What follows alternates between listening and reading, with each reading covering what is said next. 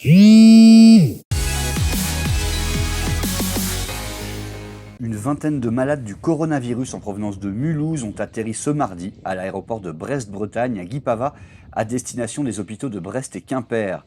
Objectif, soulager l'hôpital de Mulhouse saturé par le grand nombre de malades.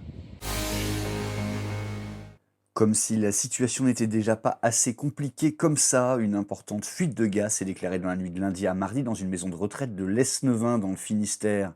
Une quarantaine de pompiers ont dû intervenir pendant 3 heures pour déplacer une partie des résidents. Il n'y a pas eu de blessés. Il était avec son compère René Goscinny, l'inventeur du plus célèbre des Bretons. Albert Uderzo, père d'Astérix, est mort ce mardi à l'âge de 92 ans.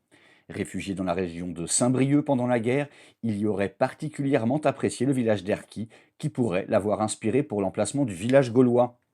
Il laisse une œuvre colossale, traduite en plus de 100 langues et vendue à plus de 370 millions d'exemplaires, ce qui en fait, et de loin, la BD francophone la plus vendue dans le monde. C'est un habitué de la Bretagne qui vient de disparaître. Le saxophoniste Manu Dibango est mort ce mardi à l'âge de 86 ans, emporté par le Covid-19. L'artiste mondialement connu notamment pour son tube Soul Makossa était notamment passé par Jazzavan, Dinan ou encore le Festival du Bout du Monde en 2013. C'était il y a exactement 40 ans, fin mars 1980, le tournage du Cheval d'Orgueil de Claude Chabrol débutait dans le pays bigoudin. Jacques Dufilot, François Cluzet, Dominique Lavanant, une affiche prestigieuse pour un film largement éreinté par la critique.